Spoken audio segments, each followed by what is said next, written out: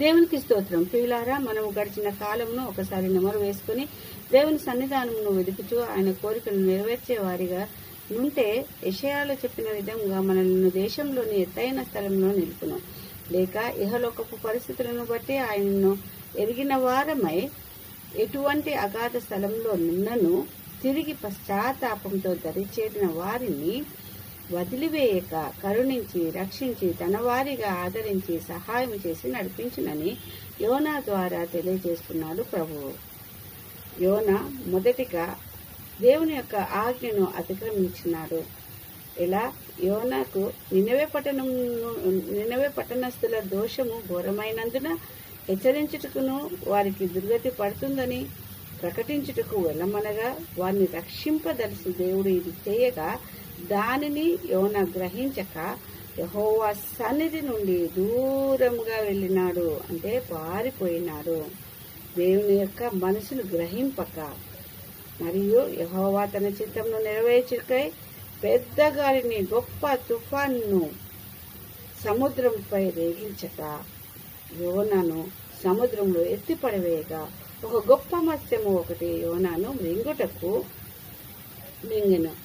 అతను 3 దినములు ఆ చేప కడుపులో ఉన్నాడు.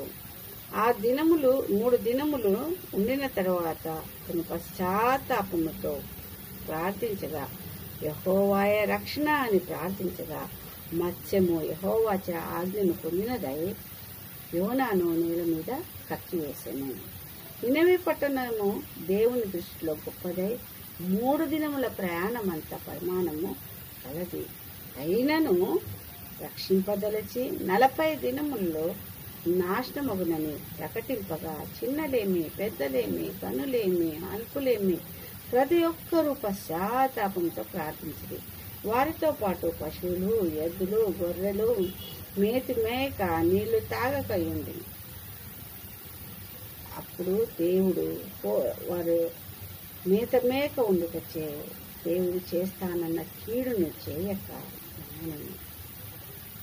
అప్పుడు యోనా బహు చింతాక్రాంతుడై నేను ఎరుగుదును ఈ విధంగా జరుగునని తలిపోయిచుండగా యెహోవా అతన్ని సంతోషింపదలచి, అవును ప్రియులారా, దేవుని మనసును అర్థం చేసుకోండి, ఆ అగాధంలో పడివేయక ఆజ్ఞను అతిక్రమించిన వాడని దూరంలోనే ఉంచక నీడనిచ్చు సొర చెట్టును ఒకదానిని మొలపించాడు ఒక్క రోజులోనే.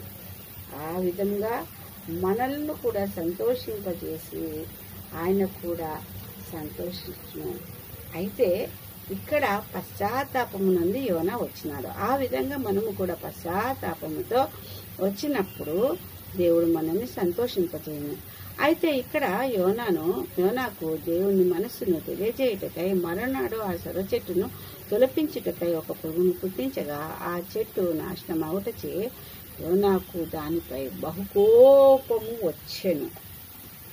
అది చూచి యెహోవా, ఒక్క రాత్రిలో పుట్టి పెరిగి నశించిన దానిపై నీకు ఇంత బాధ అయినలా మరి 120,000 కంటే ఎక్కువ జనము పశువులు నశించుట యెహోవాకు ఇష్టమా? వానికై విచారపడవద్దా నన్ను. దీని ద్వారా ఏ ఒక్కరు నశించిపోవట దేవునికి ఇష్టము లేదు. తన సృష్టినంతను జీవము కలిగినై ఉండాలన్నదే దేవుని కోరిక. ఆయన ప్రియులుగా ఉండాలన్నదే ఆయన కోరిక.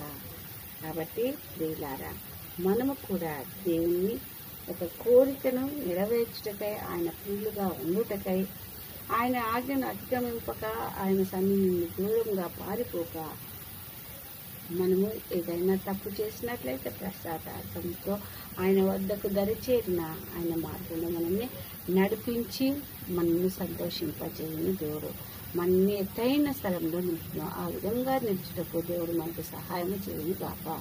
ఆమేన్, ఆమేన్, ఆమేన్.